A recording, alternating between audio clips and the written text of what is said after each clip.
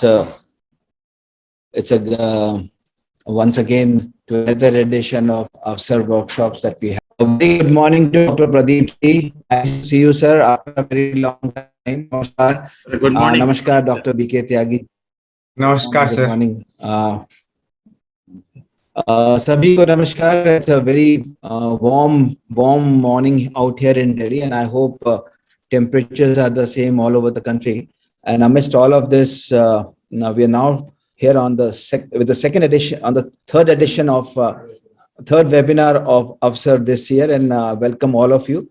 And I'm sure all of you who've joined this edition of AWSAR workshop would certainly benefit from it, because this competition is one which encourages all students pursuing their research, PhD degrees, postdoc fellows, in order to take whatever you are doing to the masses in a language that everybody can understand.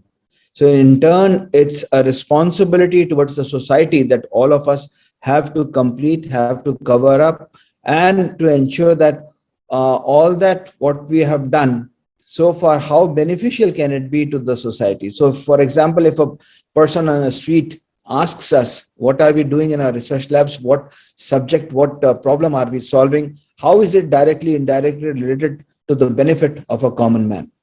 AWSAR, as we all know, is an acronym which helps you understand, helps you articulate. Writing skills for augmenting research is something that we all should be very proud that is a platform where we get not only trained, not only get the tips how to make whatever that we are doing simple and for the benefit of the society. So in turn, as I said, this is something which has been recently propagated in terms of what we call as scientific social responsibility, SSR, like the corporate social responsibility for us, where all that we can contribute to society is through our knowledge that we have.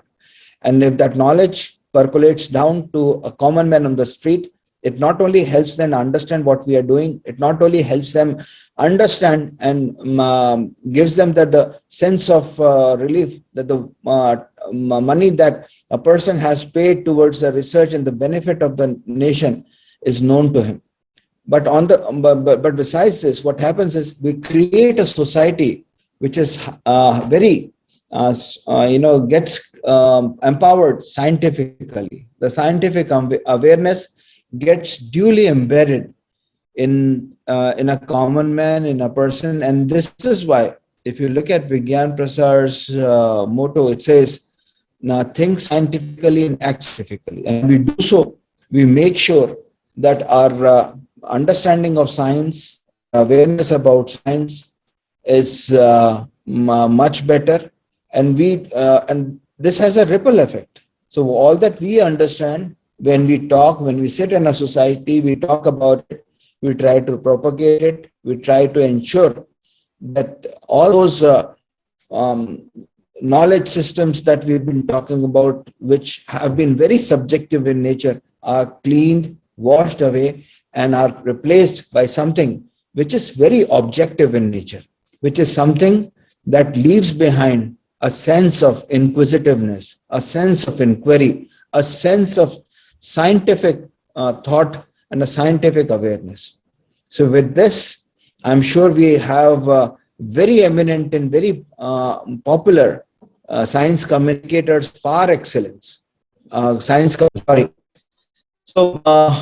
we have Dr. Pradeep Shrivastava, who is internationally known, who is known not only within the national boundaries, but across the national boundaries. A person who has created a niche for himself, a person who is known for being the father of bringing in a new genre of science communication, not to the Indian masses, but to the international masses. He has traveled so widely, so vividly, that everywhere, wherever he goes, the kind of the way he communicates science in the most easily understandable way, the most interesting way, and which in fact has opened up doors for so many people, that the artist that is hidden within us, the kind of, the kind of humor that is hidden within us, the kind of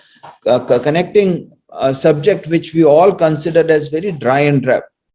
I salute him. I owe him, and I'm sure the entire scientific community would owe to Dr. Pradeep Srivastava the work that he has done in order to ensure that science communication reaches and takes up a level which is at par with any other branch of science and technology, research and development that we talk about. He himself has been an accompaniment. With having said this, I guess we have Dr. Biketa with us, who has also been in the area of science communication for many, many years. The kind of the knowledge that he possesses, the way he makes science communication easily understandable, I'm sure would be a hallmark of our today's discussion, of our today's workshop, and I'm sure you would all benefit from this. There's a lot that I can certainly go on and on to talk about it, but without wasting much time on not letting you hear these people, I would stop my words out here and wish you a very interesting lectures and set of I wish you all this. I'm sure that you would have a very interesting, very knowledgeable and very insightful day today with regards to our AWSAR workshop today. With this, thank you so much, and over to Dr. B.K. Tyagi to take it forward from here. Thank you once again. Thank you. Thank you, sir, for your kind words and encouragement. And now we'll move ahead with the technical session. The technical session will be taken by Dr. B.K. Tyagi and Dr. Pradeep Kumar Srivastava. So over to you, Tyagi sir. Over to you. Yeah, thank you, Bharat, for the opportunity, and good morning and very welcome to all the participants who has joined from different corners of our country. And I think our director, Dr. Nakul Parashar, has already gave a very good introduction about the program.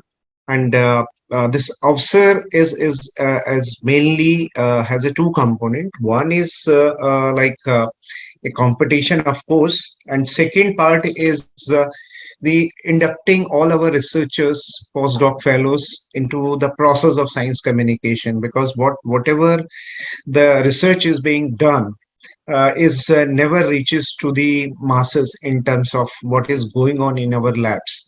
So not only the social scientists' responsibility, besides that, we are living in a democratic country, and whatever the money is coming into our research, still it's more than 90% which is coming, which is funded by the public money. And as a matter of right, the public have a right to know what R&D is going on in our labs and how it will going to be beneficial for them. So for that it is necessary to fill up that information gap, that whatever is being done in our lab, it should reaches to our people, to the citizen of the country. And this was the basic premise for which the entire program was built up. And this is also a fact. There are a lot of research papers in the area of science communication where this fact is quite evident, that scientists are doesn't appear in a scientific community are not communicating science. If we look at the backward, we'll find there are only few names, like Professor Yashpal is one of them. The other is Dr. Jayant Narlikar, and of course our late Prime Minister Abdul Sahab. So here I think we have to create there's more such people who can they are very good at their so far as their technical or scientific excellence goes, but also they were very good in communicating science to the people. So here today we have divided this entire session into two parts. One is on understanding the science communication and what one has to keep in mind when they're trying to communicate the science to the people.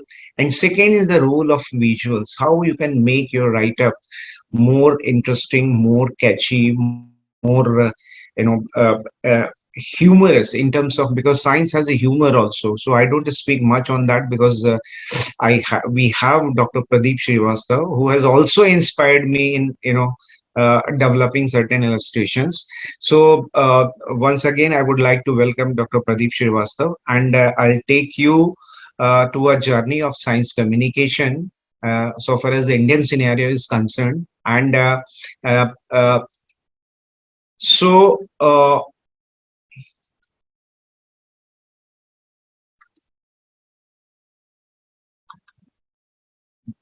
yeah, okay. So science communication and the popular science writing, this is there is a, both are in fact connected, because popular science writing means we are using only the print media to communicate science, but science has many more such approaches. And why it is necessary nowadays, because the pervasive nature of science and technology, that is every aspect of our life which is influenced or affected by science and technology. And so far as information is concerned, the entire world is at our fingertip. And we are becoming a knowledge based society, because this is a very important fact of last 2 decades. The way the world is emerging, if we can create some new knowledge, I think it can be capitalized on. It can be converted into money. And to communication, as I told you, like every aspect of our life is influenced or affected by science and technology. And to take that the benefit of that science and technology, it is the communication is key to carry the benefit of scientific knowledge. And also our standing in the world will be depend on our ability to use the scientific knowledge and the level of scientific thinking, what we call as a scientific temperament. So for this, it is necessary that whatever the information gap exists between science and society, that need to be filled up, so that people can think more rationally. They can take their decisions they can take more informed decisions based on the information or the knowledge which is existing, so that they can behave more rationally. And the attitude in them should be more scientific in every aspect of life, not only when we are working in the lab. So science communication, so far as the definition wise, still a area of academic discipline. It is emerging, it is growing, and it is also offering a lot of opportunity for job opportunities also. In fact, sorry, it has becoming a now new area of profession. More and more people who have been masters or PhD are now going for as a career option for science communication. So science communication, in fact, is an area of activity, research, policy that refer to public communication presenting science related topic to non-expert using different means, modes, and media. Because whenever as a researcher, we used to we have to write a research paper, technical paper, but that communication is between our peers only. It is between from expert to expert only, from science person to science person only. But here, the science communication or science is to, you have to talk about your research to a non-expert who is not from your domain area, or he has no understanding of science and technology. So science communication, as I told you, it's an area of activity, research, and policy as far as academic field is concerned. And as a activity, it refers to public communication presenting science related topic to non-expert using different means and mode and media. And the science communication, being a complex network of social channels, serve as a mechanism for bridging the gap between the scientific community and the lay public. These are various definitions. It is a process by which the scientific culture and its knowledge are incorporated into the common culture. This was a definition which was given by this brand. And the idea was like, whenever we are working in a lab, our culture is different, because all that method of science we use is there. But when we go out of lab, our approach, our method, or our attitude is not that scientific. So there is a need to, bridge that gap which is existing between a scientific culture and a common culture. And most accepted definition so far as empirical definition, so for the researchers, is science communication is a use of appropriate skill, media, activity, and dialogue to produce one or the more of the personal responses, which can be awareness, like you are doing some act or activity or write up to create an awareness; for enjoyment, which you will see how science could be an enjoyable process also. I think Pradeep Srivastava ji will take you to a journey of great laughters and interest, creating interest in science, opinion forming, and understanding.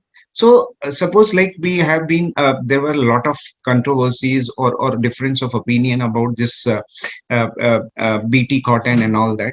So here we have to give the correct information. Let the people then themselves decide whether they want or not. So this is the whole idea. And if you look at the goals, the overall objective is to make people aware of scientific and technological development to enhance the level of scientific literacy. More and more information, as I told you, like our standing in the world will be decided. The quality of our manpower or human resource will be will be decided by the level of science and technology literacy in them, and to enable them to take an informed and rational decision making and strengthen their decision making ability. Because if we have more and more information, like consider these two objectives in the light of corona pandemic, where we were writing on a clean slate about this virus. So many people have no idea, they have not heard about the virus, or especially the coronavirus, or they don't know the science of viruses. So as a result, what happened, not only in India, across the world, whenever this the lockdown was imposed, many people were opposing it. They said it is a attack on their liberty. They don't want, like, they should be confined into their houses and all that. So so if they had the knowledge of not only of the virus, that it is a microscopic organism, it is not seen by naked eyes, because most of the people are saying like it is a hoax by the certain people in the society. There is no such virus or disease kind of thing. And second aspect was when this the vaccination campaign came, so many people refused to take that vaccination because of, again, lack of information. So here it is like to develop that capability to take a informed decision. It is necessary that this science communication should be taken up more vigorously, and that's why this entire program has been conceived, so that lets the things come from the horse's mouth. You are the first person who was doing that research, and it is better, or it will be very, very appropriate that if you yourself communicate about your research to the general public, and to develop scientific and technological temper in them, which could reflect on their systematic and rational behavior and conduct in the society. It's not like whenever the frontline workers, especially during the corona period, when they were going to a village or to a town, they were beaten up, they were attacked, and many people ran away. They said by taking that vaccination, they become important, or they will die, or they will infected with some other disease kind of thing. So there were a lot of myth and misconception if this gap is not filled up. So this was one example which has shown the relevancy of science, which has not only a social implication but economic also, because you might remember a statement was given by our Prime Minister, Mr. Narendra Modi ji. He said like we have to take our economic to 5 trillion, and the engine for that will be science and technology. Because and not only that, it has a political dimension also, because you might have seen there was a great divide, especially in northern India, about the vaccination thing. They said this has been developed by a particular political party. So the other people who has a belief or the follower of the other political party in India, they refuse to take the vaccination. So you can see, so science is not only has a social implication, but economic also, and political and diplomatic also. You can see the when we developed the vaccine, the our neighboring country who were not that capable in terms of their science and technology. So these vaccines were provided to them. So this has a created a more of a a friendliness or more alliance with the um, India as a part of that thing. And if we look at the importance or the how this science communication is important or necessary, because it is a constitutional mandate also. If we look at the Article 250 AH of fundamental duties, which is talking about developing scientific temper among the people. So an education policy, which is like developing scientific temper and problem solving skill, this all you can say one or the other dimension of scientific temperament. And science, technology and innovation policy of 2013 and the draft policy of 2020, sorry, it is not 21, 20, which is also talking about, because different terms for science communication has been used because this is a very important area now across the world, and it has evolved simultaneously in different parts of the country world. So that's why the terminology has been used differently. In India, we are using terms science communication or science popularization, Vigyan Lokpriyakaran, yeah, Vigyan Sanchar. But in European country, it is used public understanding of science and technology, public engagement in science and technology. Etc., etc. But all are have the same meaning. They are talking about science communication. So IPR policy is also talking about this scientific temperament or science communication. So for achieving this sustainable development goal, I think if our people are not cooperating, contributing to for the achievement or for the realization of the goal, it will not be possible to achieve them. And for them, that scientific temper or the understanding of basic science and technology and whatever is being developed, that should be within the paradigm of sustainability. It is necessary that they should have a minimum understanding of science and technology and child right convention. In India, I think there are 4 major organizations who are 100% devoted for the cause of science communication. That is the National Council of Science Museum, National Council of Science and Technology Communication. These are the part of Department of Science and Technology, Vigyan Prasar, and CSR. Now it become a NISPER, and there are a lot of state councils in different state of our country. And there are many volunteer organizations which are 100% devoted for the cause of science communication. So, and now when we talk about science communication, I think, as I told you in the beginning, there are different modes and medium and methods or strategies to talk about or to do the science communication. Like print media is one of them, for which we would like to train you, and we want to see you in future as a expert of science communication for the print media. Then there is the electronic media, where this is like a TV and all that. And the social media, now you see the social media has emerged. Everybody can create a content and can communicate. But here there are some danger to that. If your understanding is not proper about science and technology, you might be communicating the wrong facts and information or half information. One example is like on the social media, there were a lot of that the treatment protocol was being circulated. If you are having a fever for 4 days, if you are not able to recover, then you take those medicines. And in that, one of that medicine was steroid. And steroid is it's a well-known fact that whenever we are taking a steroid, it enhances our sugar level. So without checking or without controlling the sugar level, if we keep on taking those medicines, many people infected, develop a lot of complication because of that. And the black fungus was one of that reason. So you can see, if the information is not correct, it's not full, the half information or incomplete information may do the fiasco, which has happened in using the social media ये and हमारे ख्याल interactive से हम लोग का communication. The main जो way account I है ना am वहाँ communicating,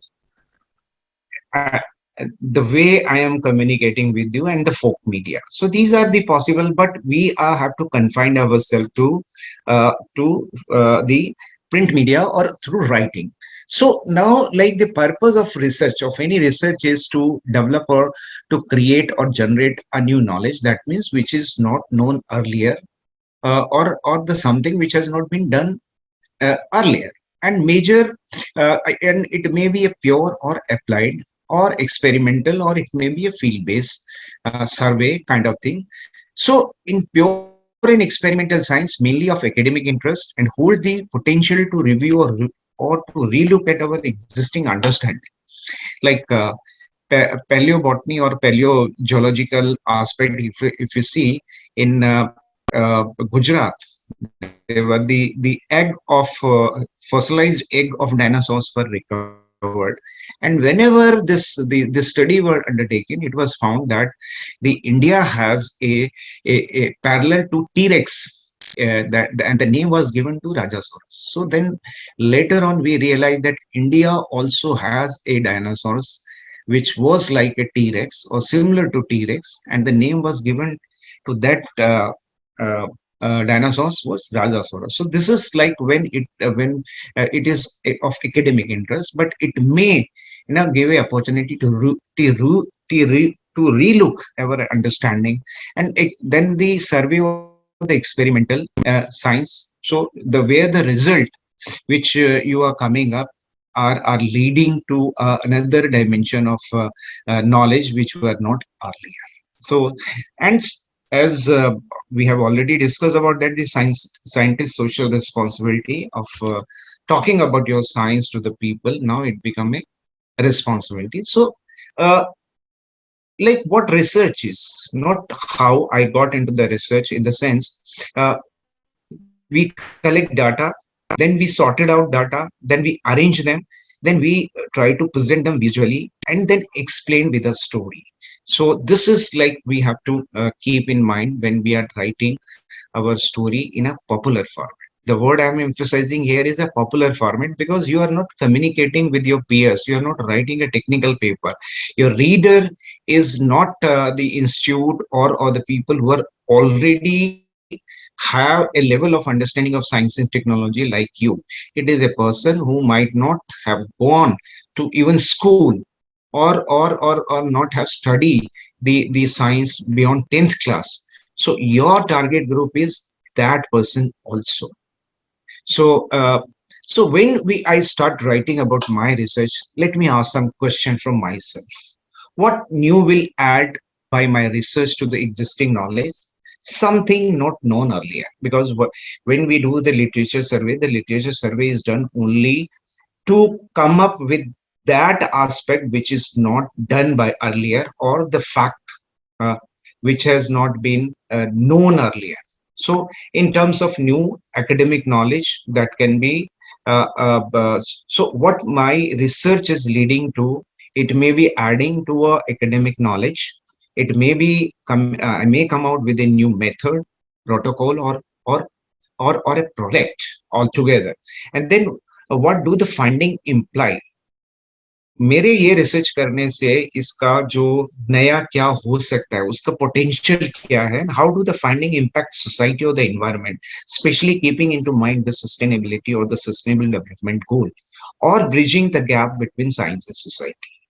Okay, and what result drove you to that conclusion? So that means your uh, experimental details also, and how do you think the results are relevant to the society? Like the social connect is very important to create that interest. And how do you arrive at that result? I mean, again, the approach and method, and how expensive economical are your procedure, method, or product, and how difficult easy were the procedures. So the all aspects should be, and you can start writing whenever you can start with a quote, undermine the obvious, because what is already known, that means the secondary data, don't give much space to your write-up on describing what is known earlier. Science as a tool for myth busting, Means like suppose a few I mean in AWSAR only there was a write up which was written beautifully, but what the researcher did was he came out with a formulation to purify the water, but he didn't explain that thing and say there was a pudiya, some powder. So that means like we have created a myth instead of uh, demystifying that, or busting the myth. So here the question was whether before it I get a patent on that, should I disclose my about my finding? So here there is another way also.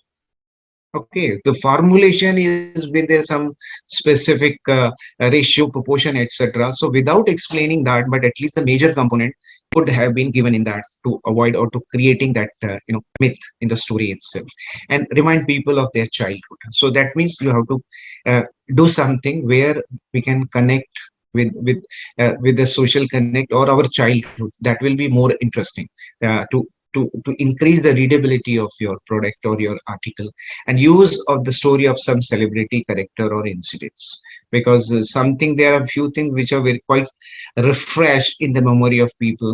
So like one example I will give you, this myasthenia is a disease where a person, especially it is an autoimmune disorder of uh, especially in the higher age group, so where you cannot engulf the thing, because the distinction of going into the windpipe or the food pipe, that those muscles are become slightly lethargic, so you have to take a medicine.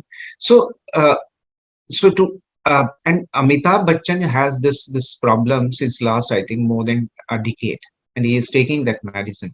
So if we have to write about myasthenia, new finding about myasthenia, so giving a reference to Amitabh Bachchan's situation, I think it can immediately create an interest among your reader group to know what exactly is the new finding in that area of disease, and call for action, participation, especially when you're doing a field-based research, to be specific and be concise. This is all just certain.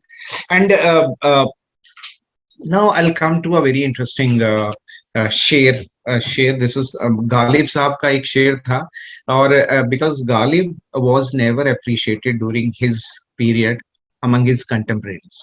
Forget, because they were all were his peers, but even they were not able to appreciate his shairi because it was beyond that. Because it was a very high, or you can something. So one example of his share means that the couplet was Magas को बाग में जाने ना दीजिए, क्या है कि खून परवानों का होगा, कि नाहक खून परवानों का होगा. That means if literally its meaning is don't allow honeybee to go to enter into the gardens because it will lead to the killing of those insects. Now the confusion was there was a two aspect to that. It's saying don't allow honeybee to go into the garden because it will lead to the killing of insects. So what is the connection of honeybee going into the garden and killing of there was no apparent relationship among that, so it was discarded. This share was discarded. But uh, when we ask or we try to explore more on that, so the meaning of that was there was a lot of things which was actually there were different layer to that. Those were not apparent in this share. He said like if honey will go to the garden, it will collect the nectar. With nectar it will make honey, and when will make honey it will make also the wax. So wax will from the wax the candle will be made, and when the candle will burn, those parvanas, that insect will come and they will die. So you can imagine there were 2-3 layers which were not apparent in this share. So that's why it was difficult to understand. So same thing many times we are doing as a scientist when some media person or some person approaches us. If I ask you what is the breakthrough of your research, so generally we respond like this. So these are two journalists who was approaching this scientist, and he has written that equation uh, and saying like this is my breakthrough. So for a common man making a meaning similar to what the share of Ghalib is, it's almost same. So uh, uh, means if you look at the most highly acclaimed and read out book of Stephen Hawking's A Brief History of Time, he has not used even a single equation in that, except that Einstein equation of mass and energy thing. So that is, if you want to see how to write that hardcore, complicated fact figure and those scientific principle in a popular way, I think you must read that.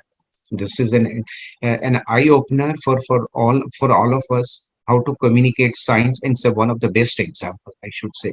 So now in science communication, because this was again a contemporary of the famous poet Ghalib Sahab in the court of Bahadur Shah Jafar, the last Mughal king of Delhi. It's a आपने कहा आप ही समझे तो क्या समझे कहने का मजा तब है जब एक कहे और दूसरा समझे. That means like if you don't write only for your peers. The actual the enjoyment is when you are telling and other is understanding, like the stories, the way our grandmother or grandfather used to tell us, uh, those were very easily comprehensible to us and we used to enjoy that. So writing about science is the same. So aapne kaha means if you are saying something, if you are writing, so you're not writing a technical paper where only a few of those people are appreciating it. You have to tell your story in such a way that all of us, even if I don't understand, even now the science itself is so specialized, even a person from the physics background may not understand what is happening in a life science or biological sciences.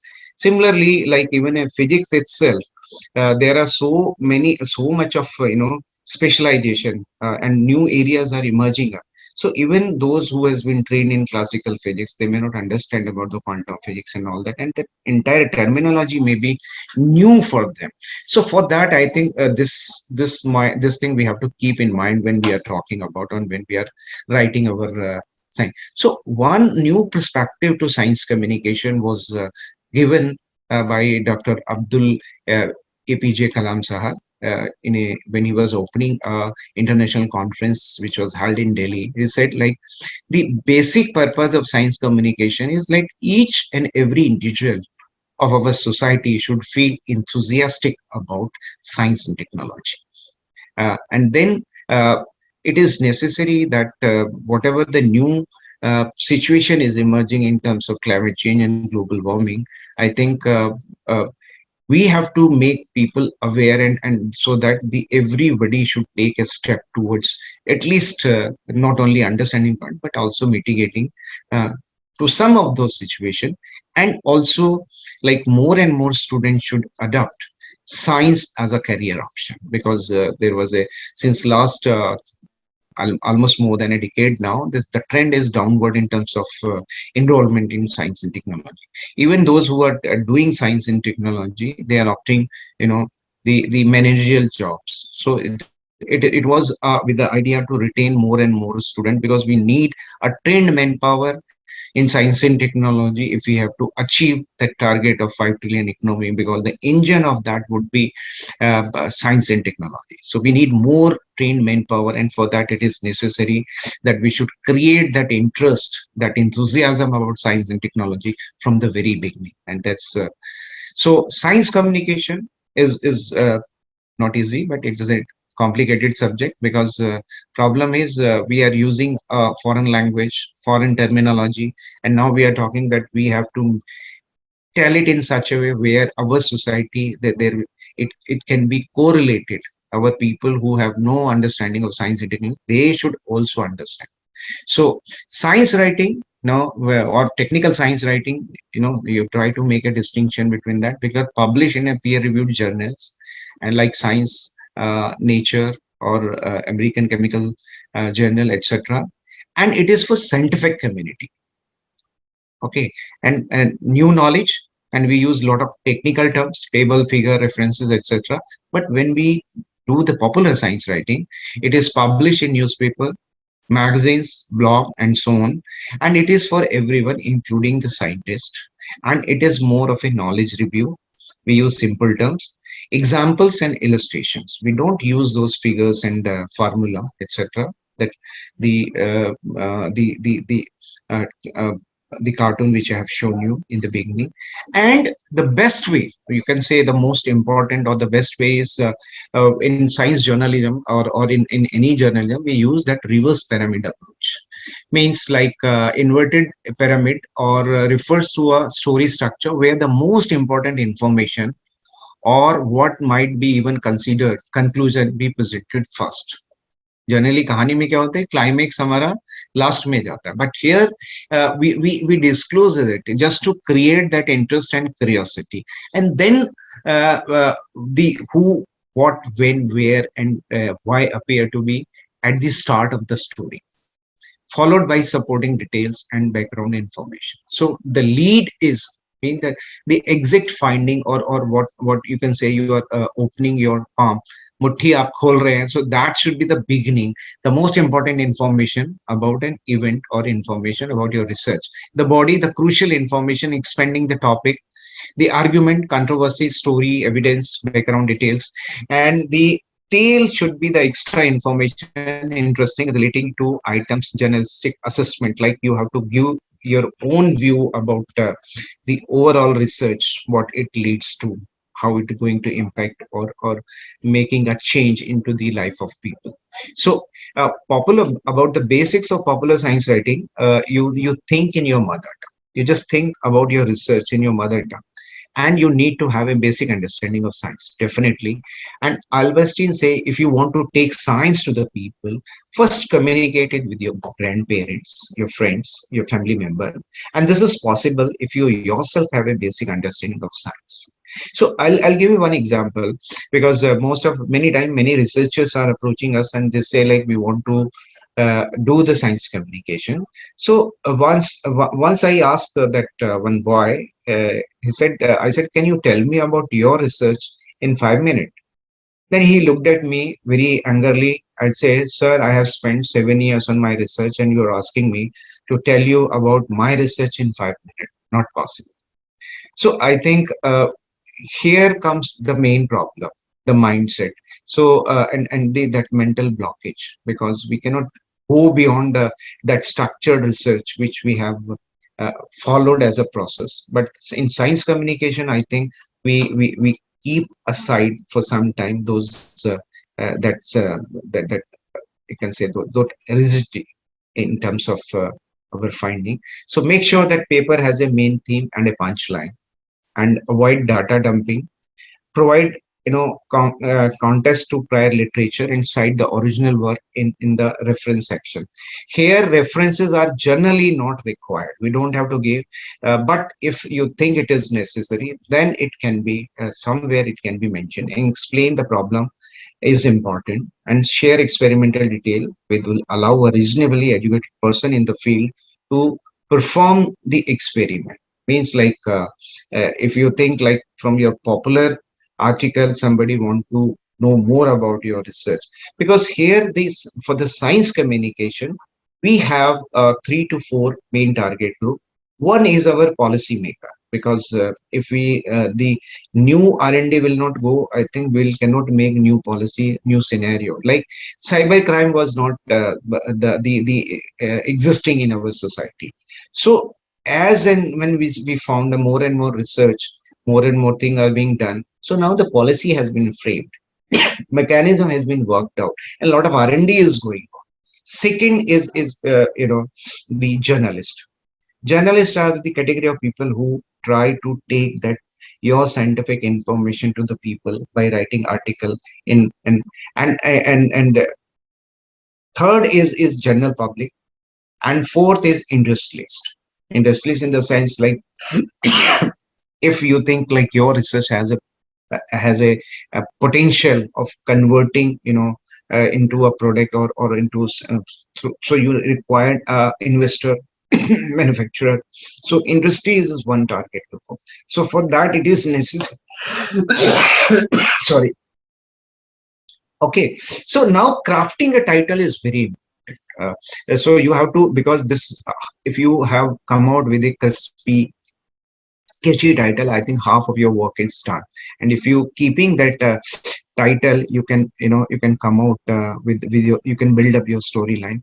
Look at, like, this is I have taken some film poster. This is a Metropolis. This is a one first scientific fiction film which was made, I think, in 1927 or 29. So this was for the first time when a robot or the concept of AI was used, not the way we are using it today, but something, there was a robot or machine who was smart machine, who was who has a thinking ability also, kind of thing. So it created a lot of curiosity among the people, and it was one of the major hit of that time. And now these are some of those things, Mother India. So while looking the name and this visual, you can imagine the what could be in the film. Same thing you have to do, like Ek Phool Do Mali. So that means if it's a social drama, that means one child, two people who are claiming or having this thing. Then Diwar and this Dil Chahta Hai, because it was a film based of a story of youth who want more, but they are trapped in a case, kind of thing. So something like that, because Dr. Srivastava has to take a session on that. So I included especially these slides for you. And these are Lagan and Talwar. This film was, look at that. It was or based on a real incident. So where the public memory was quite refresh in the mind of people. Okay, so all kind of thing that you keep in mind when we are charting out your title about this. So these are some English films which again has a given a direct reference to the to the packet what it contained. Okay, so these are some of, and now, like, these are different posters of Three Idiots. So title is Three Idiot, but if you are adding some visual which make you a better sense. So this you can decide at that time when you are adding some visual in your thing. And now let's come to a case study, very important case study.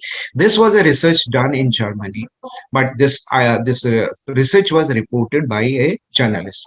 So the research was from this spinach, palak se, a active compound was isolated, because the hypothesis was कि पालक खाने से शरीर में ताकत आती है, आपका muscles power, there is a strength, you get a more strength in your muscles when you're eating the spinach. So, and from that a active compound was isolated through a method, and then it was tested on some people, and it was found, yes, it does. It in effect it enhances the strength of, or muscular strength of the people who are eating this palak. So here, this how this, now look at how this story was built up and convert and make into a popular science writing. So here the public memory was used, means there was, this is a famous cartoon, Papaya.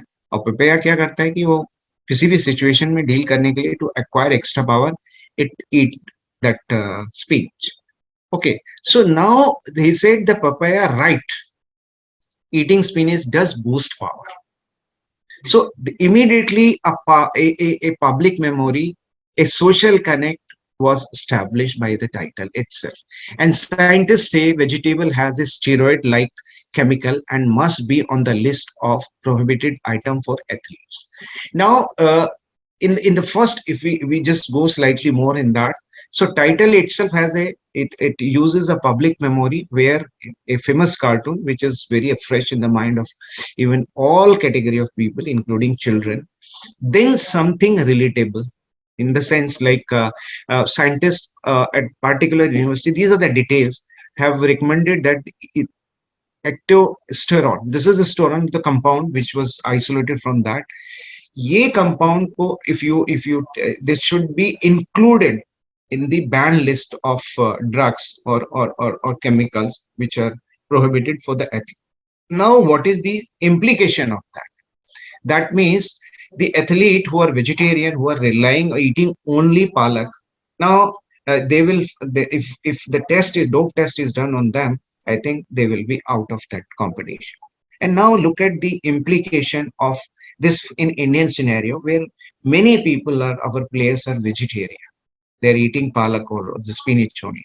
So in this way you can give your assessment as well, that we call it a mediation. What is the research and the implication, and especially for a particular community or for a group or for a nation of research. So this way I think this story can be built up, and then you can make a special comment, social implication, all this aspect can be included. So this is one of the best story which I found to be a case study for this kind of workshop. Uh, okay, so these are few more such story. I think I need not go into that because so that means the in the competition, what you have to keep in your mind is if you can explain it simply, you don't understand it well enough. This is again a famous quote by the Einstein. So before communicating science, I think the understanding part on ourselves is necessary. If this aspect is clear in our mind, I think what this article which I have shown you, you can write. I'm sure that you can write your this article in this way, and uh, this is just because the use of visuals. I think Pradeep Srivastava will take uh, full session on that. But one I would like to, because when this Corona pandemic, a lot of everyday new researches were coming up. So just to add, some spices to the story, these science tune were added. So say you can see these are yellow fever, chickenpox, and rabies. These are different viruses, and they are looking very sad, including this HIV. And he's saying, "I'm very sad and angry. No respect for oldies. Corona is being given a status of deity. Corona Maya. I have not. We are so old, and nobody is acknowledging us. And everywhere it's the Corona, and it has been already given a status of a deity, because this was happened in Bihar, Jharkhand, Uttar Pradesh, and some area. So where the information gap is existing, scientific information gap is existing, I think people fall on myth and superstition, and that's why once again this kind of cartoon established the importance of science communication in our society. So with this word, I think I'm ending again with a Ghalib Sahab. है दुनिया में और भी सुखनवर बहुत अच्छे, कहते हैं कि गालिब का अंदाजे बयां हो. So you try to be a Ghalib, create a niche for yourself in science communication, not only about your thing, but I request all of you to think as a career option as well, the science communication. So thank you very much for listening me, and I think we'll take up the question after this Dr. Srivastav session. Thank you very much. Thank you, sir. Thank you. Certainly, we will take the queries, the discussion session, and the participant can post your queries in either chat box or question answer session. Now we will take up the next technical session with Dr. Pradeep Srivastava. Sir, over to you. Yes.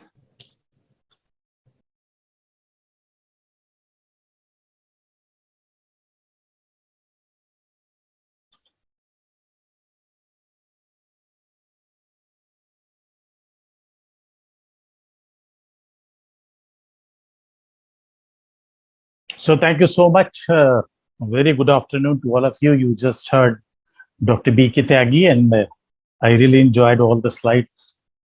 And thank you, Dr. Tyagi, for showing SciTune also on Corona, which was very impressive and very nice.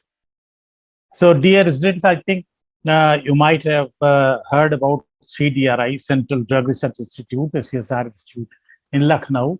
And here I spent 34 years as a scientist working on drugs. And the last drug I made was a drug for brain stroke. So I'm basically an R&D scientist, but I have a very unique hobby. So I'll talk to you on the role of visual media in science communication. Some of the hints you might have seen by Dr. Tyagi in his lecture. He emphasized the role of visual communication. So what happens, I'll take you to a different world.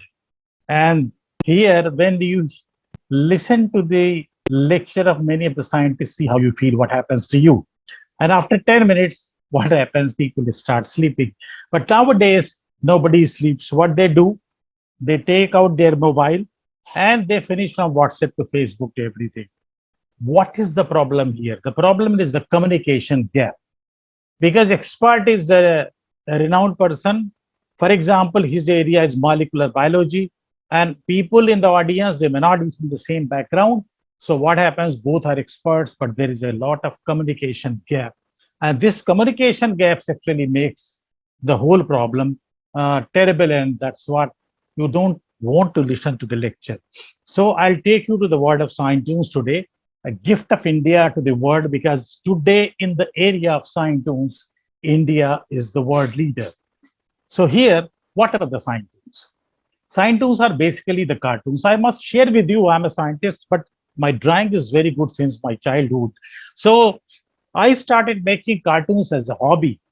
So that's what I'm sharing with you. Science tunes are basically the cartoons which are based on science, but their job is not only to make you laugh, smile, and enjoy, but they tell about new researches, subjects, data, concepts in a very simple, understandable, and interesting way. So suppose I want to give a lecture to you on malaria, filaria, or dengue, and these are parasitic diseases. So you must know what is a parasite first. If you don't know the parasite, you cannot enjoy my lecture. So here, in a very simple way, the definition comes of parasite. The plants are animals which live in on others and draw nutrients from them for their survival. They are called parasites, and study of parasites is known as parasitology. All of you know very well. So here now, to make it simple, understandable, enjoyable, clear, I had a cartoon, and these cartoons are drawn by me only. So you can see here, there is a department of parasitology. And in this department, there are parasites which are found in our body, like this roundworm, Ascaris lumbricoides, then Entamoeba histolytica, that causes blood dysentery, then this flatworm, Taenia solium, which may grow up to 5 feet long in our intestine. Now, what these parasites are talking, can you read that? They are telling, see these scientists, they exploit us for publishing research papers, getting PhD, attending seminars, visiting abroad, and still they call us parasite. Who is the real parasite?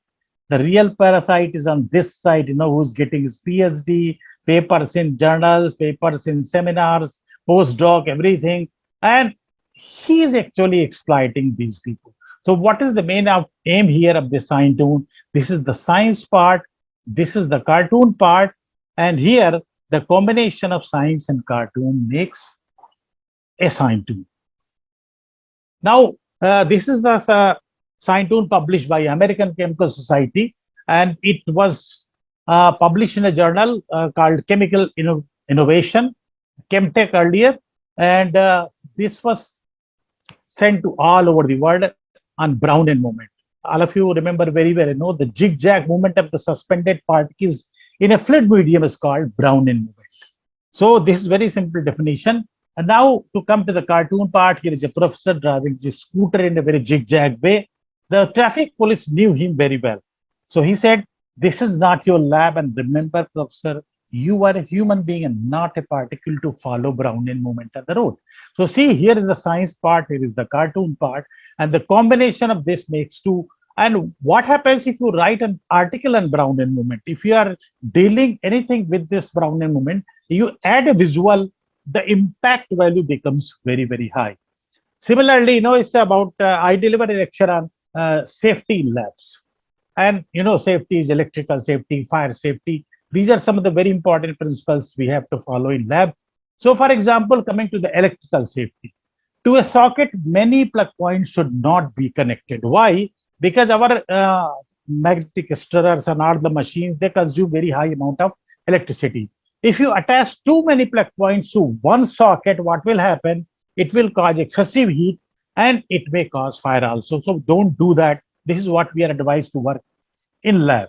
Now here comes a cartoon. You can see in this one socket, 4 plugs are already there. And this girl is telling the boss, sir, please allow my reaction also to be connected to this point, sir. It's a very lucky point, sir. All those who have put up reaction using this point are postdoc in USA now. बड़ा lucky point है, sir. जिसने भी reaction लगाया सब postdoc है America में. Please, sir, मुझे भी allow कर दीजिए. I want to attach my reaction also to this, So what happens during lockdown period? I wrote a book on Corona, that is Bye Bye Corona, and I'm very happy Vigyan Prasad published it. And I want to show you one scientist from this. You must have heard this word millions of times: social distancing.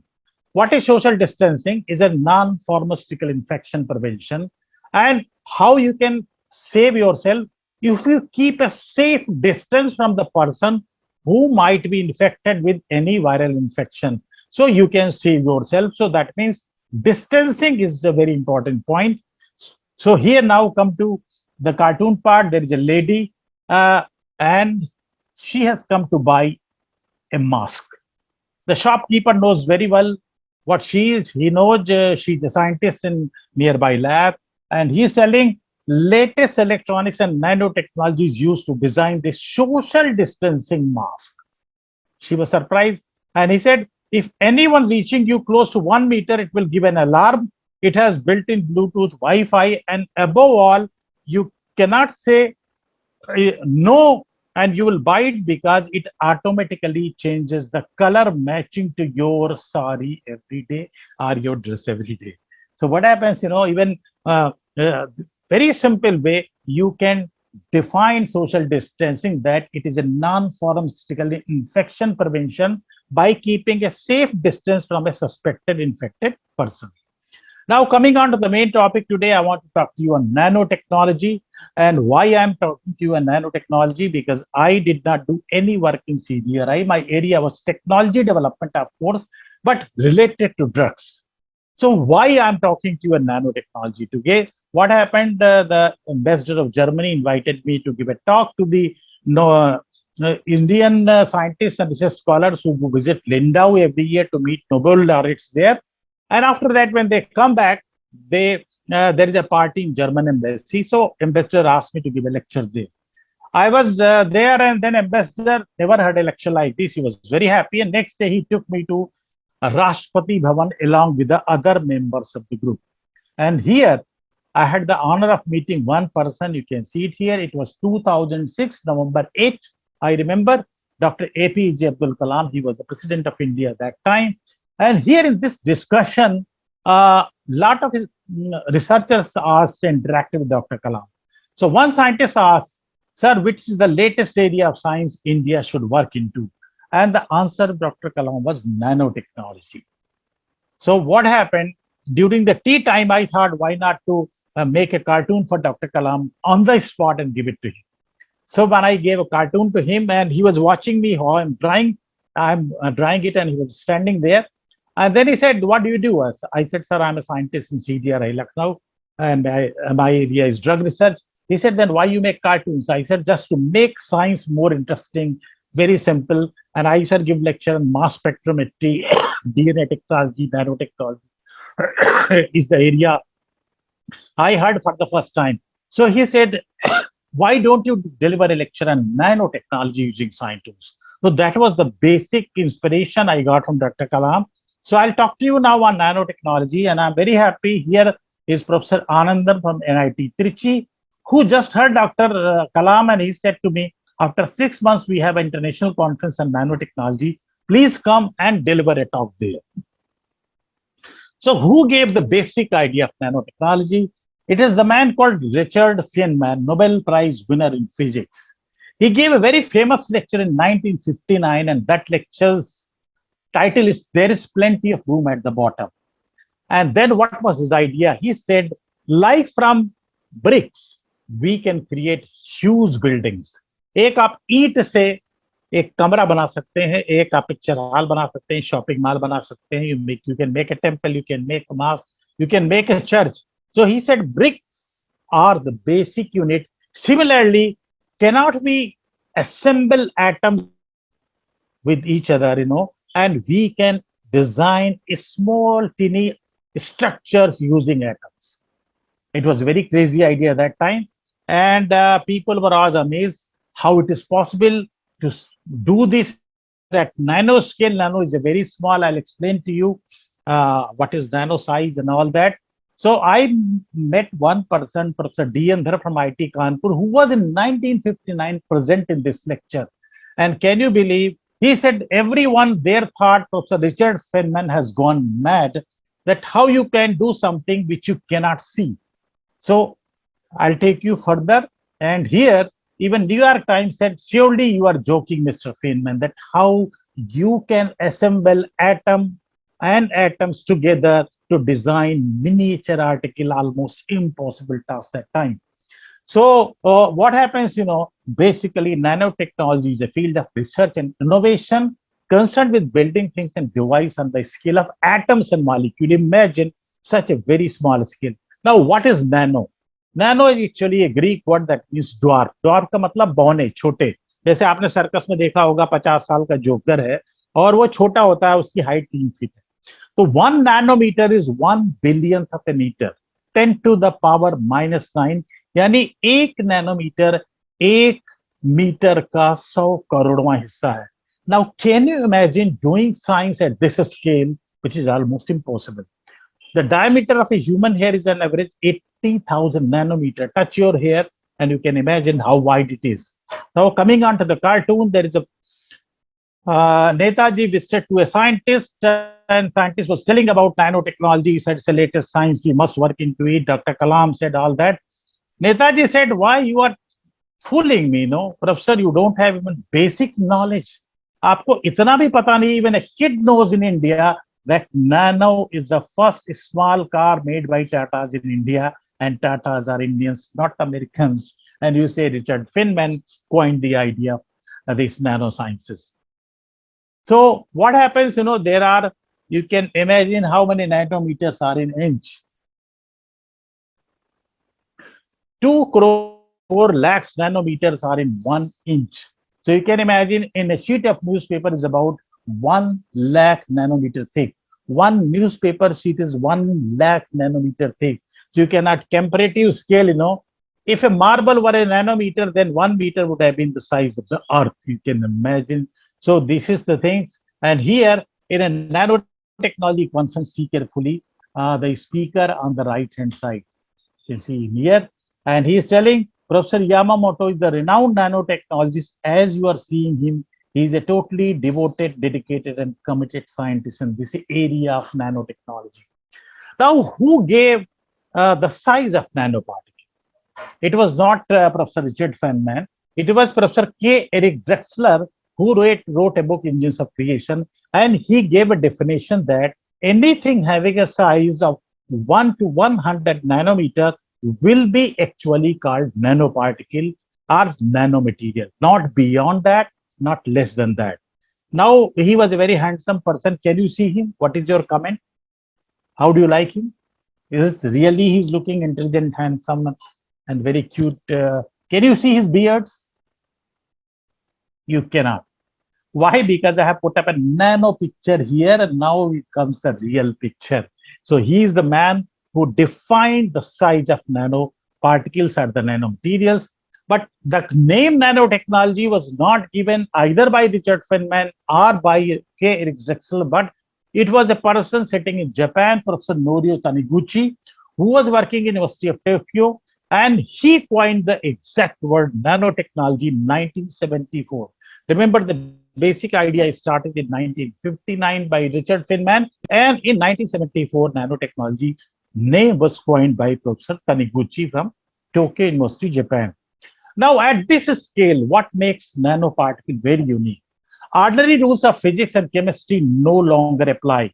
That means when something goes to nanoscale, its color, strength, conductivity, reactivity can entirely change. So this is the thing. So I want to show you, for example, one thing, aluminum. You have aluminum foil where you can pack your paratha, sandwiches, burgers in aluminum foil. You can carry it. You have got aluminum pressure cooker at home. You can use it for hours, no problem. But same aluminum, if you chop down to nanoscale of 30 to 40 nanometer size, this aluminum now becomes totally different from the normal aluminum.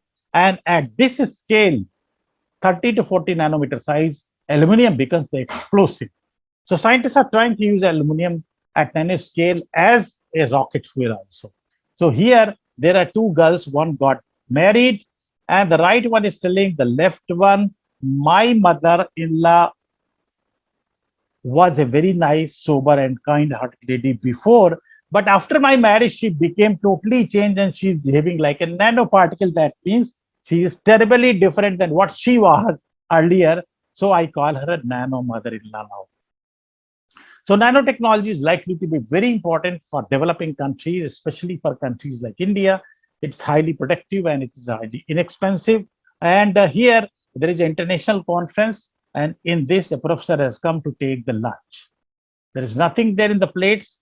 So the chef, who was also a scientist, said, take it whatever you like, veg, non-veg, Italian, Thai, Chinese, continental, everything is in plenty. See carefully. We are serving nano foods. All the plates are actually full.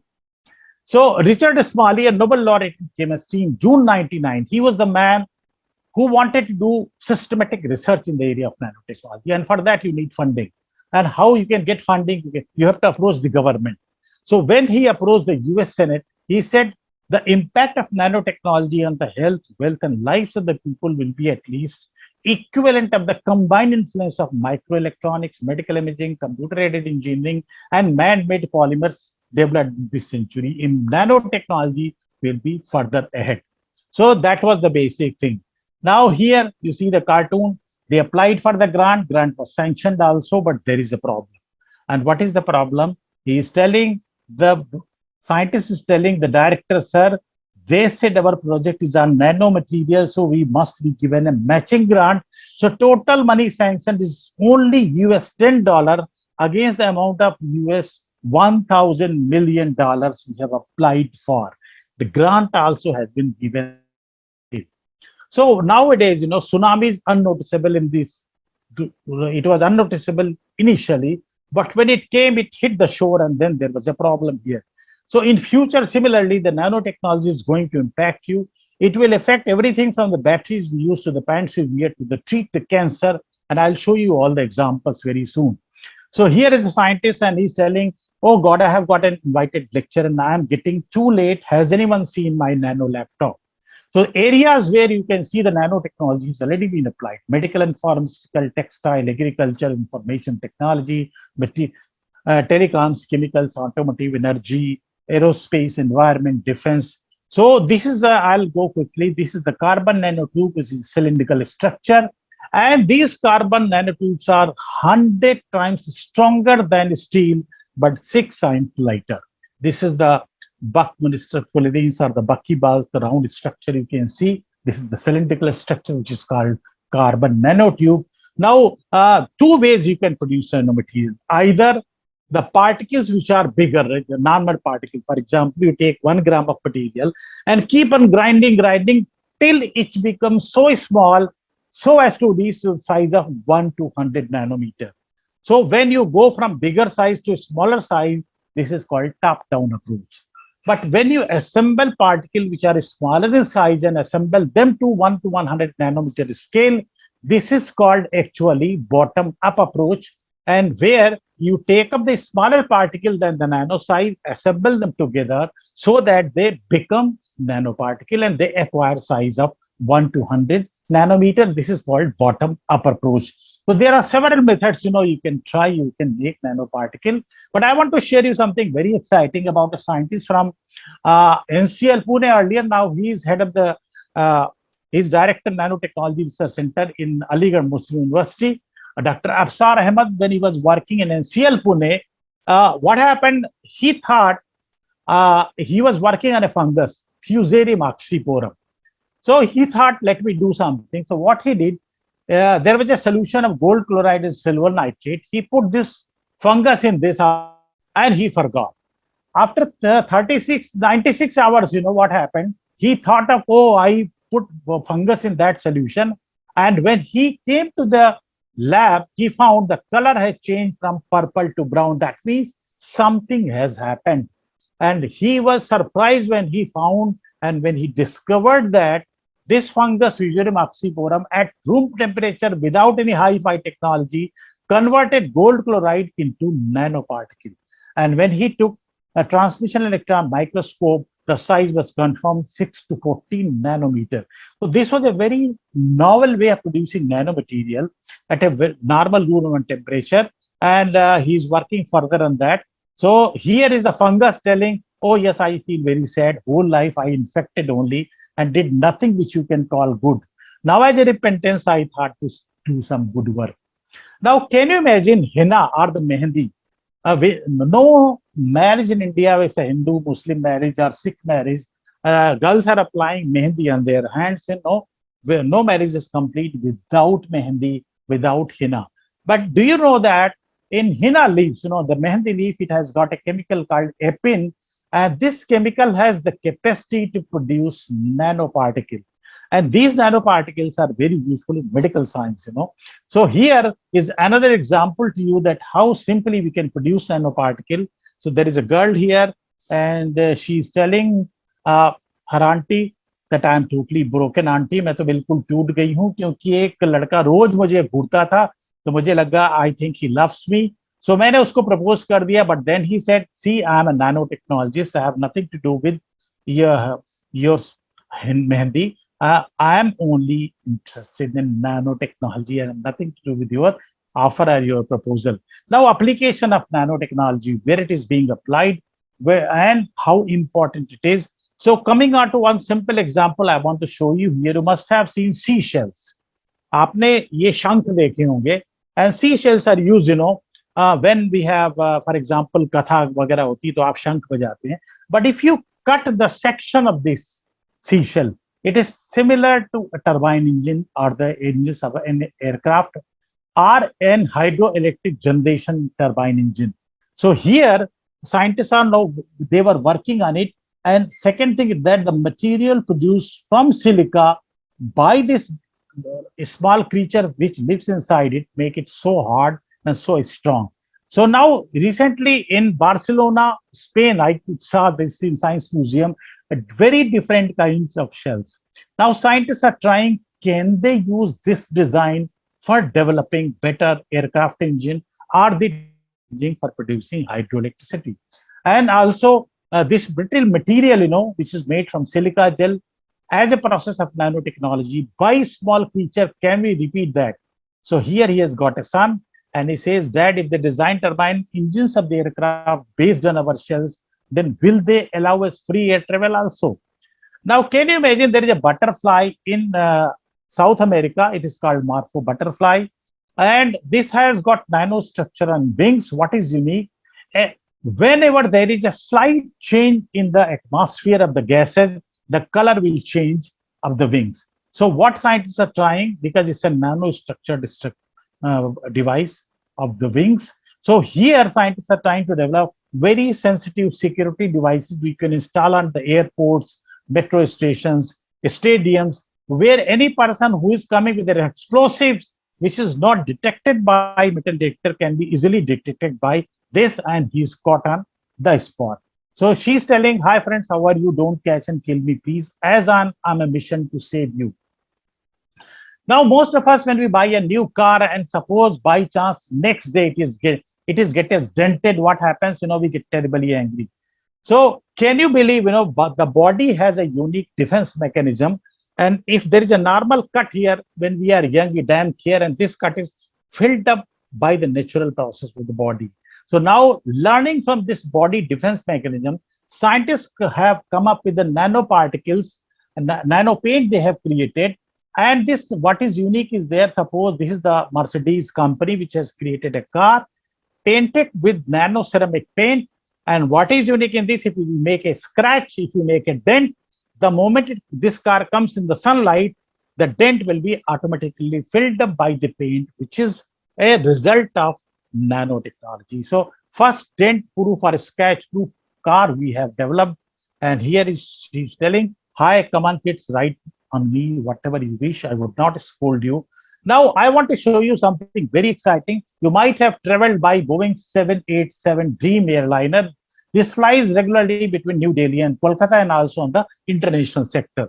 In this aircraft, nanotechnology has been used. The material, the body of this aircraft is made up of the nano composite material. So making this very fuel efficient. Second thing, in this, what they have done in this, these windows, they don't have shutters. So if they don't have shutters, what is unique in here, they have used the nanotechnology. And if you want dark, there is a button, you put it on, and this window becomes blue. You put another button on, it becomes transparent. So here, this way, you have avoided hundreds of shutters, window shutters, making aircraft lighter. This is another example how these modern aircrafts, they are using the nanotechnology. Lotus is a national flower of India, and here, this is actually a very good example how scientists have developed the nano class based on this. And peacock, if you see peacock feathers, no water will stick to it because it repels, it's a hydrophobic, and this is actually nano structured material. So now they have made nano class for the first time. What is unique, if you put tea, coffee, or anything on this, my cloth, it will not stick to it and it will roll down. And this way I can use this cloth not only for 1, 2, or 3 days, but I can wear it for 20 days without any problem, without this getting dirty. So what will be the advantage? You will save a lot of money, and that money which is used for buying detergent or the water, billions of liters of water, which is used all over the world. So basically it has nano hairs, which repel everything. And the company which has made is Nanotech, and this company is in California and America. I remember in Ramayana, there is a reference that Sita ji को दिव्य वस्त्र दिए गए थे, उनसे कहा गया था ये कपड़े कभी गंदे नहीं होंगे. So I think that kind of technology is already there now, and scientists have made it possible to create nano cloths. They are available in India now. I have got a nano pant and nano shirt. I'm using it. So here is a scientist. He came and he was stinking after he came back from foreign trips of 3 months. His wife said, "Why you were stinking like a dog?" He said, "I don't know." He said, "Did you take this brown suitcase with you?" He said, "Yes." I said, "Oh, sorry. You should have taken blue one where I kept the nano class. You are wearing ordinary pant and shirt for the last 3 months. They are bound to stink there." So now coming on to the medical science, I want to discuss with you. Today, if a person has got cancer, we are not in a position to exactly tell specifically how many cells are involved, how big is the cancer that means, and how fast we can deliver the drug, and how fast we can diagnose that. That's very, very important. So now scientists are trying, because most of the animal cells are 10,000 to 20,000 nanometer in diameter. And your nanoparticles, nano devices are maybe 300, 400, 500 nanometer size. So all small devices you can use to repair DNA. You can do other things, and that's what I'll take you. So this is the picture. There is a small film Dr. Kalam saw, and this film he saw in South Korea. And in that film, it was shown that in our body, nano robots will be there. And these nano robots will be having a complete database of each and every bacteria, virus in our body. The moment any foreign bacteria, virus enters in the body, they check it, they sense it, and if they find it is foreign particle, they will kill it using laser bombs built within them. So this is the film he saw, and he is Albert Harris, a mathematician. He gave a very nice idea. He said it would be interesting in surgery if you could swallow the surgeon. You put the mechanical surgeon inside the blood vessel and goes into heart and looks around. It finds out which valve is faulty one and takes the little knife and slices it out. Other small machines to be permanently incorporated in the body to assist some inadequately functioning organ. He said, in surgery also we can use these mini devices in future. They can travel inside the heart and they can do the surgery if needed. And here is Professor Richard E. Smalley. He got Nobel Prize in 1996. He said human health has always been determined on the nanometer scale. This is where structure and properties of the machine of the life works in every one of the cells. Remember, life works in every one of the cells. So if there's some problem is there, if there is a defect in any machinery of the cell, you need a small device to repair that. And that's where nanotechnology is going to be a boon in the future. This is the DNA, all of you know very well, deoxyribonucleic acid. And what I'll take you further, where is DNA in our body? This is our human body, and it has 100 trillion cells. So all cells in this, in our body, except RBC and platelet, we have got nucleus. And nucleus has chromosomes. If you open chromosomes, which are 46 in humans, a double helical structure comes like this, and this is called DNA. And a part of DNA doing a specific job in our body, it is called gene.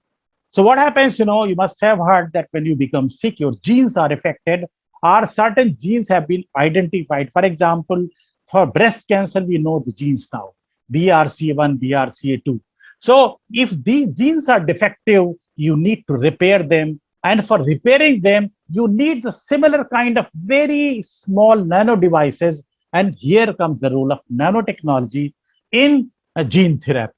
So here you can see human body consists of 100 trillion cells. The nucleus has chromosomes, DNA. Part of DNA doing a specific job is called a gene. And here is a scientist, he is not taking dinner. So wife is telling, it is enough now. I told you several times that don't do too much work on DNA project. आप ऐसे ही lab से इतने देर में आए हैं, please खा लीजिए, ये डीएनए नहीं है, मैंने नूडल्स बनाए हैं आपके लिए, simply please eat that. So what is the nanomedicine? The comprehensive monitoring, control, construction, repair, defense, and improvement of all human biological system working from the molecular living using engineered nano devices and nanostructure.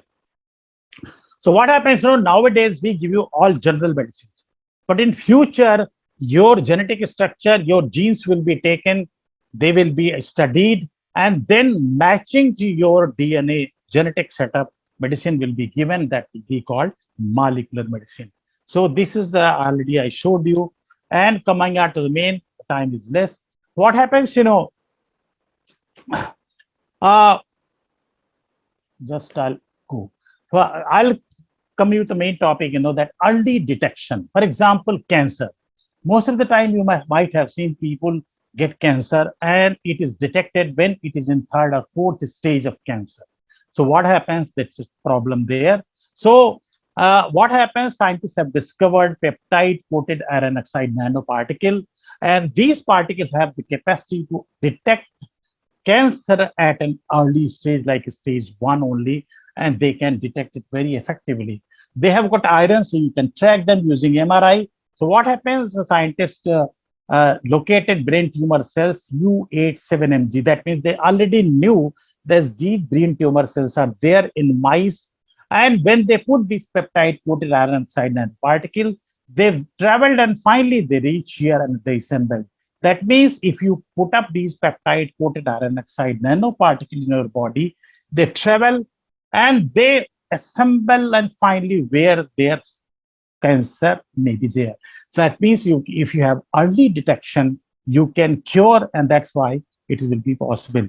The size of nanoparticle which has been used for this work is about 8.4 nanometer. So here he is giving a lecture and he said PCIN we can use as a phenine molecule, that means to kill cancer cells. PCIN, everybody is confused, what is PCIN? Then he said peptide coated iron oxide nanoparticles, very simple, PCION.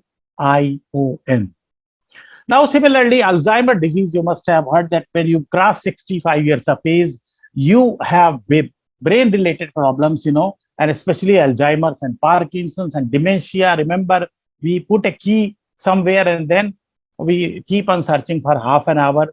In Alzheimer's, in Parkinson's, the things become very terrible. You forgetful, you don't know, your hands are not in control, you cannot hold things properly, your hands are shaking. So scientists discovered in Alzheimer's disease also there are amyloid plaques, the plaques like you have in teeth. These are amyloid plaques, they sometimes go there and they cause actually blockage. So scientists have discovered that curcumin if you take the curcumin nanoparticle and take it with the gold nanoparticle, which is found, curcumin is found in the turmeric, haldi mein pai jati hai. So combination of this with the gold nanoparticle will inhibit amyloid formation. That means in case if we use turmeric in our daily diet For example, one is teaspoonful when you are 60 plus, there are chances the curcumin in that will dissolve your plaque or a small blockade which is there. And if you take amylide, these things, uh, the gold nanoparticle also with that, it will be further very nice. So here is the girl, and you can see she is not facing her face, showing the face, and he's the scientist. And director is asking, I gave you 100 kilograms of turmeric to supply curcumin. Why you did not supply even 1 gram of curcumin? He said, sir, उनका आप चेहरा इधर घुमाओ, her shining face will tell where all the turmeric has gone. You must have heard about the turmeric vanishing thing. So you must have seen, many of the kings and queens, they used to eat food in gold and silver utensils. बड़े बड़े राजा महाराजाओं के दोनों पे सोने चांदी के बर्तन हुआ करते थे. Now it is discovered that silver nanoparticle, size of 1 to 10 nanometer, they have the capacity to check the AIDS virus.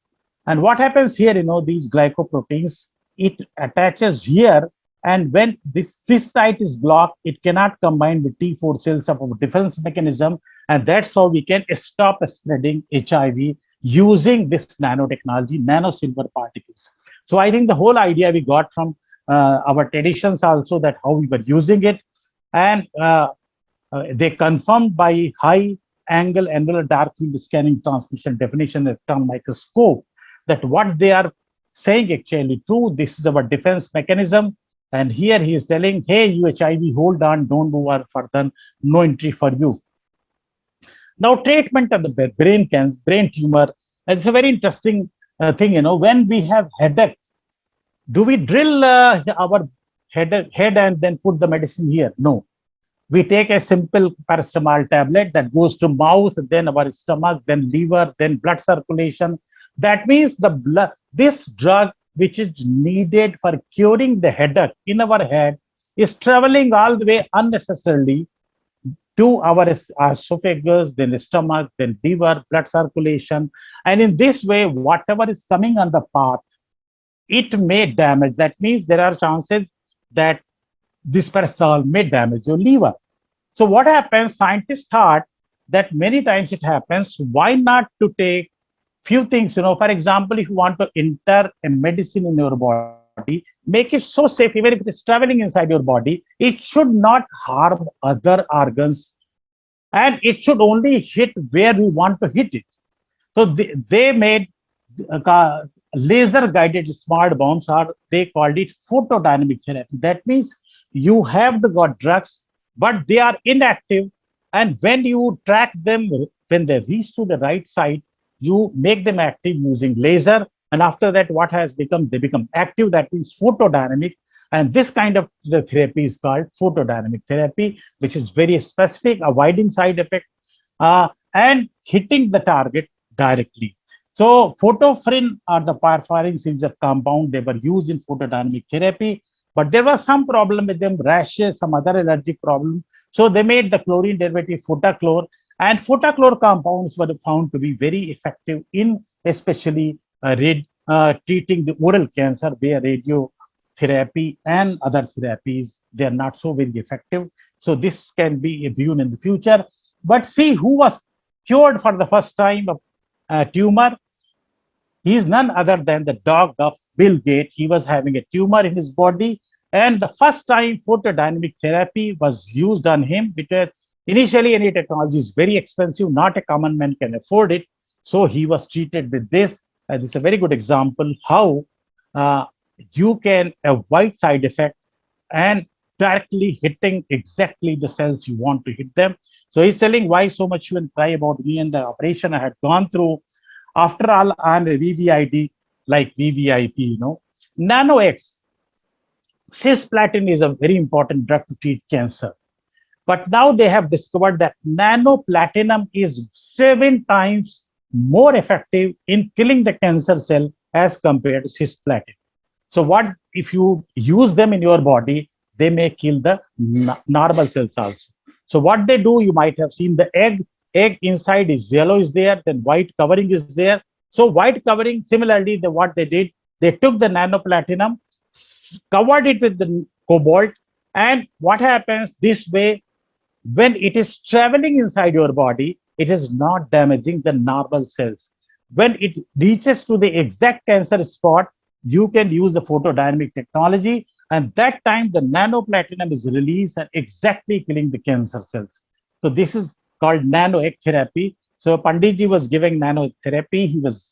His wife was very angry कि पंडित जी तो बिल्कुल शाकाहारी है, वो तो प्याज लहसुन में नहीं खाते हैं. Why you are going to give him nano egg therapy? The doctor said इसका अंडे से कोई मतलब नहीं है. This is simply a terminology we have used, just following the what happens inside an egg. Most of the time you might have seen the advertisement in the television that a girl comes from the lift and two person with a huge belly, they hold their breath because they want to look very slim and trim. And so here, we are as a health conscious person. Nobody wants that we should have this belly. It makes us ugly and not so smart. So scientists have discovered that gold nanoparticle, if you insert inside this, so what happens? They actually heat the fat, and using liposuction, you can take out the excessive fat. And this way, nanotechnology using gold nanoparticle will help you in making slim, trim, and fit also. So on cosmetic therapy also, you are seeing in University of California, San Diego, in USA, they have used, there is Ada Al-Butairi who and her brother Khalid, who is a plastic and reconstructive surgeon. They have used this technology. So here is the belly is telling, thank you so much, nanotechnology. Now the good days are ahead. Another thing I want to tell you, recently, you might have seen during Corona time, all the picture halls, shopping malls, airports, all were closed. Even air-conditioned trains, you were not allowed to go. What was the reason? Because suppose you are sitting on the airport and there are 20 people sitting in the airport, and then out of 3,000 crowd, and they might be infected with Corona. When the air is recirculated because of the air conditioning, the virus may infect so many hundreds of other people. That was the reason we have lockdown, and all the shops, picture halls, shopping malls, airports, everything was closed. So now, because now scientists have come and they have recently discovered, if you take nickel foam at the nanoparticle size, it has a very unique technology. What happens, normal air condition nowadays, which you buy, they kill the bacteria because they have got a coating of titanium dioxide nanoparticle. So when air comes out from the air conditioner, the bacteria are killed. Some of the viruses are also killed, but not the corona. So they discovered, if you take the nickel nanoparticle foam and then you pass the air through it, then 99.8% the corona is killed, and at a high temperature, cool the air, recirculate it, and this way in future there will be no need to have lockdown and close the airport, close the shopping malls, close the picture halls, because this way you can do the central air conditioning, where the air from infected person passing through this nickel foam nanoparticle material will destroy all the coronaviruses or this kind of pathogenic viruses which may be harmful for us. So these are the two bacteria. They are very sad. एक bacteria दूसरे से कह रहा है कि देखो कितनी भी गर्मी लगे, एसी के पास मत जाना. कल ही चाचा बाजार से आए थे, बहुत पसीने पसीने हो रहे थे, और क्या हुआ, वो एसी के पास बैठ गए कि अभी एसी चलेगा तो ठंडे हो जाएंगे. लेकिन उनको पता नहीं था कि this AC was fitted with the latest nickel foam material of nano particle. जैसे एसी चला, चाचा जी हमेशा के लिए ठंडे हो गए. So never use that. Now even the cloths they have made, they are from the nanotechnology, using nanotechnology. And in future, when you wear these cloths, they have a nanoprotective covering, which this has a material which any virus coming contact to your dress will immediately be killed. So this is the idea basically which has come up. In future, you may have shirts, you may have pants, which will be having all these things, and then you will be safe from any coronavirus or pathogenic virus or bacteria which you think can infect you. But before it touches you, you are wearing a mask, and you are wearing such pant, dress, or gown, or coat, and then it is having some special material which can kill all these bacteria and virus. So here he's telling, hi, coronavirus, where are you? Bring all your cousin brothers and sisters. Come on, my dress is ready to absorb all of you. Now, I want to share in the last, I want to tell with you, just a general thing. And as a research scholar, many times you might be nervous, you might be upset.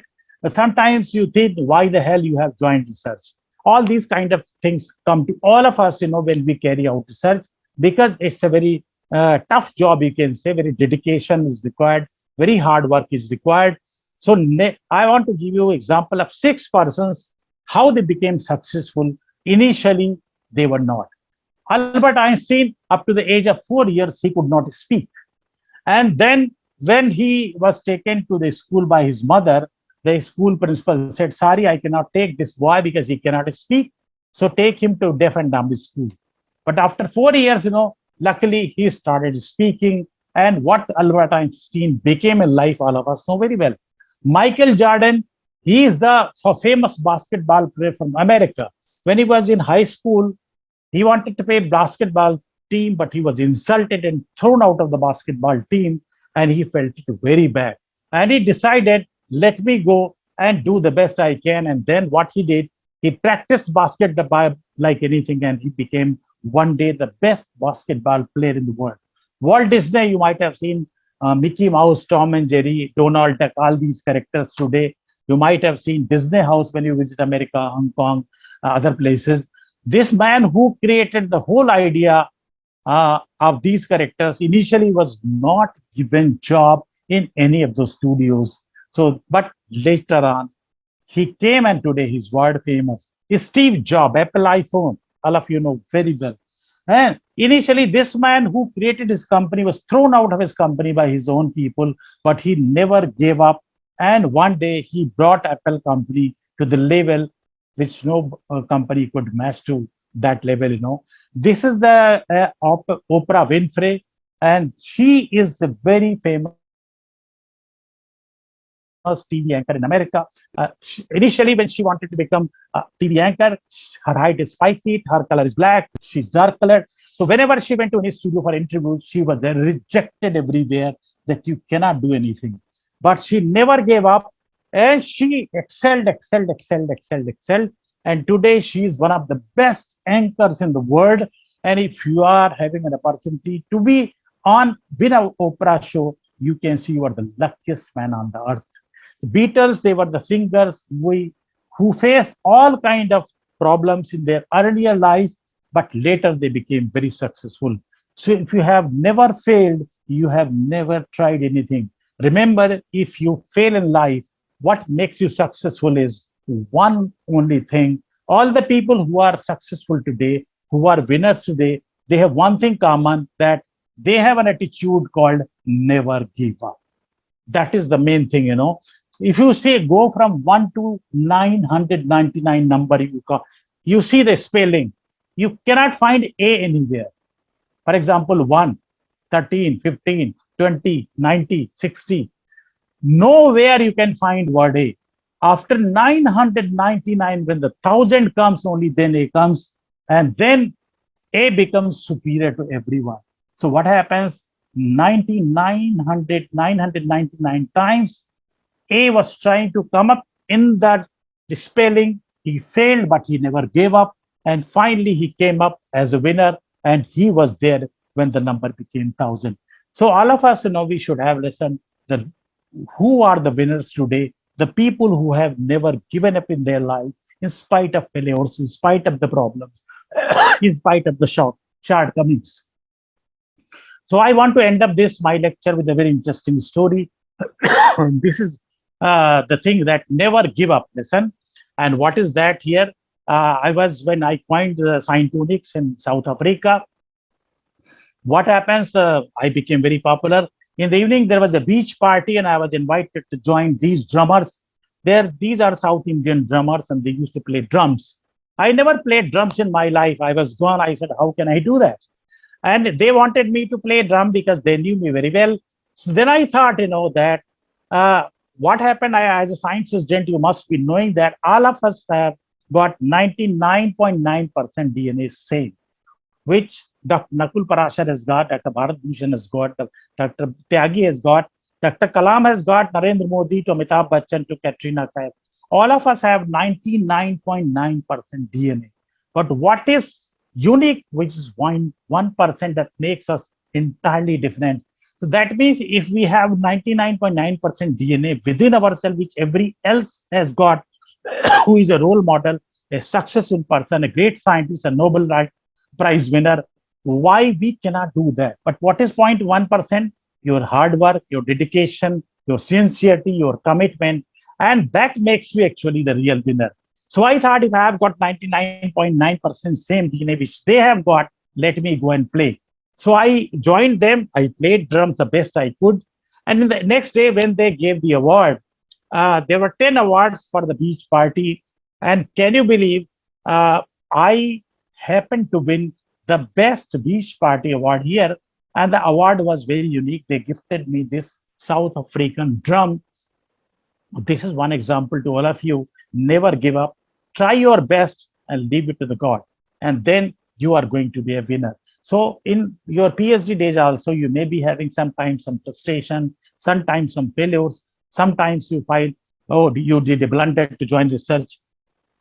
Take it nicely, take it coolly. And one day when you surpass everything, and then after 4 or 5 years, when you complete your PhD, when you go for postdoc, you do further work, then you realize, oh my God, I have done the best. And you feel very happy, you feel very satisfied. So I think AWSAR is an opportunity to sharpen your mind, to give you an opportunity that if you want, if you are doing something, some science, it's not equally good if you cannot communicate as well.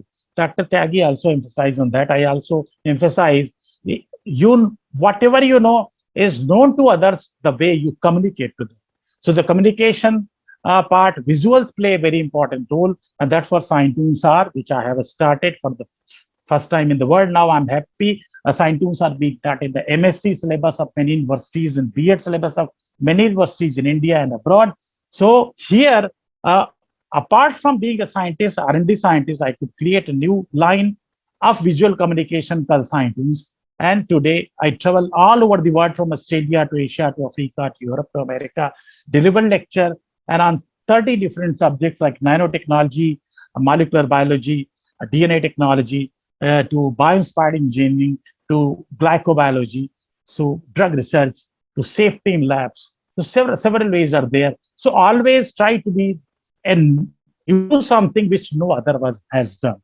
Try to be a face different in the crowd, above the crowd, and so that you become a winner in your life. And that's what AWSAR wants you to be, a perfect person, not only to be a person who has published research papers. AWSAR wants that you become a very successful person, a very successful scientist, a very good communicator, a very good expert, who has the clear vision what he has done is research, period, and how simply, how effectively, how nicely he can communicate even to a layman what he's doing for the humanity. So with these words, thank you so much. I think thank you. And it was today my 1441 invited lecture. So thank you, AWSAR. Thank you, Dr. Bharat Bhushan. Thank you, Dr. Nakul Parashar. Thank you, Dr. B.K. Tyagi, for giving me the opportunity to talk to you, to share on nanotechnology. Next time when I come, I'll talk to you on a different subject like bioinspired engineering or maybe climate change. And then you can enjoy how best you can communicate. This is the website, scientune.com. You can log into it, can be in touch with me, and you can be in touch with all of us on Twitter also. And this is my email ID. Thank you so much. Thank you, sir. Thank you, sir. As usual, I'm sure the participants must have enjoyed your lecture, and I can see the comment box also. So most of the general queries were there that has been addressed by either myself or my team. Bharatji, there was a one very general query. I think we can explain it further. The competition, as far as competition of AWSAR is concerned, here the requirement is that you have to write about write a story about the research which you are doing. You are like in an active phase of research, so you have to tell about that research, not any general topic. So That, this, yeah. So also I will write. yeah. So because in evaluation, there will be a two level. One will go to the subject expert. That will be your peers will be doing the evaluation, and second will be by the science communicator who will look at the communication part. So you have to be very sure that you have to write about your research, what exactly you are doing. And the call for entries are open. You can visit our website, and there are very simple forms or little information, basic information is sought. So you just fill that form, write to us for any query. I'm going to write on the chat box the mail ID connect.awsar@gmail.com. So I request at least whomsoever has attended this workshop, they should participate in the competition. And for any query, just write to us. You can write your story which has been already published. It should not be the same article which has been published. You are asking about in the research paper. So this is not the format for AWSAR award. So you can rewrite your research paper as per the discussion held today. And all the earlier webinars are also available on the website, our YouTube page. And deadline is 30th of August, I think. Let me check. Yeah, 31st August. 31st August. So thank you very so much. we are waiting for your entries, and there will be more webinar which are lined up. So keep on visiting our website for further information. I think every month we are having 2 webinar. So where we are inviting, we'll be inviting more experts from the different field of science communication. So that will be like listening to them will be a good experience for you also. So be a part of the other future webinar also. So with these words, once again, thank you all of you for attending the webinar, and you can give your feedback on the by visiting our You will be provided with a link to submit your feedback, and accordingly certificate will be provided. One person has raised, I don't know, he or her, Rutvik. Ritvik. Yeah, Ritvik, please. Yeah. He's asking stories in a cartoon format. Are this animated cartoon also allowed?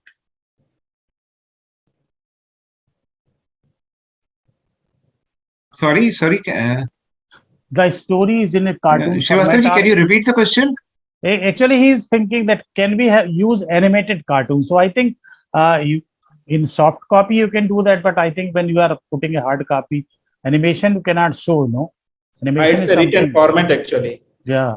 It's So a it's a published written format. So cartoon, I think they can use. that we can use. Yeah. Yeah, it should be static actually. Yeah. So I think Thank you. with this Thank you, word sir. we can call it a day. And once again, thank you, Dr. Srivastav. Thank you Yeah. so much, Dr. Aggie.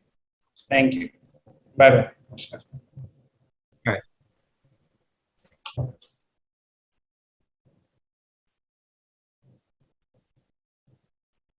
My So